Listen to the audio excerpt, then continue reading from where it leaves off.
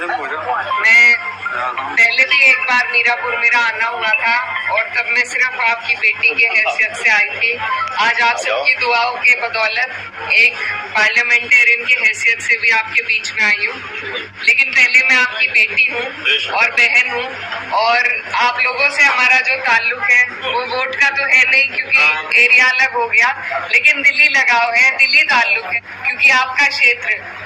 क्षेत्र वो खुशनसीब क्षेत्र है जिसे मेरे वालिद साहब ने अपने अंतिम वक्त में उन्होंने यहाँ की पैरवी करी, यहाँ की सरपरस्ती करी और आपको ऐसा उनका वक्त मिला बेशकीमती कि जब वो अपनी राजनीतिक जीवन में परिपक्व हो गए थे तब उन्हें आपकी खिदमत करने का मौका मिला। इसीलिए मुझे लगता है कि आप लोग उन्हें आज भी अपने दिल में जिंदा रखते हैं, उन्हें याद करते हैं और बस यही ताल्लुक है, वहीं से ये डोर चली आ रही है।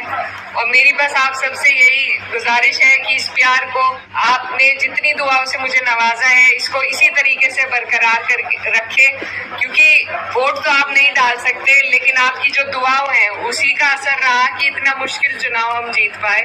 और मैं भले ही अपने क्षेत्र की पैरवी करूं लेकिन आप लोग मेरे से दूर नहीं है, बहुत नजदीक हैं। जहां भी जिस भी लायक मैं हूं, आप लोगों का कोई ऐसा काम, कोई ऐसी अड़चन जिससे मैं दूर कर सकूं तो मेरे पास जरूर आइएगा आप। और इंशाल्लाह जैसे मेरे वालिद साहब आप सबके लिए खड़े रहते थे मैं भी उसी तरीके से खड़ी रहूंगी।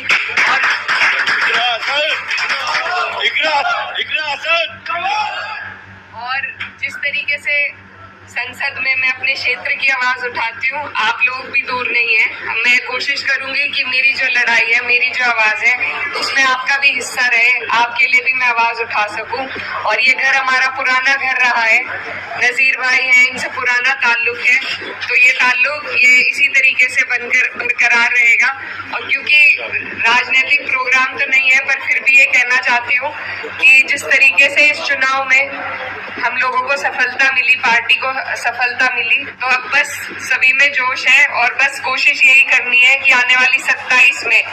सरकार को आपको और हमें मिलकर बदलना है, क्योंकि जब तक सरकार नहीं बदली जाएगी तब तक आप और हम कहीं ना कहीं पिसते रहेंगे। तो इसलिए जरूरी है कि अभी से आप अपने जहन में इस बात को डाल लें कि जब मौका आएगा तो यहाँ से हमारे राष्ट्रीय अध्यक्ष अखिलेश यादव जी के हाथों को आपको मजबूत करना है। और सरकार 10 साल से हम झेल रहे हैं, अब की बार मेहनत करके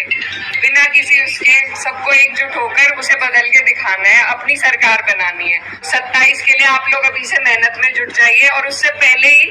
आपके यहाँ उपचुनाव भी है, तो जिस तरीके से हमारी पार्टी की सीटें आई हैं उसी तरीके से अब जो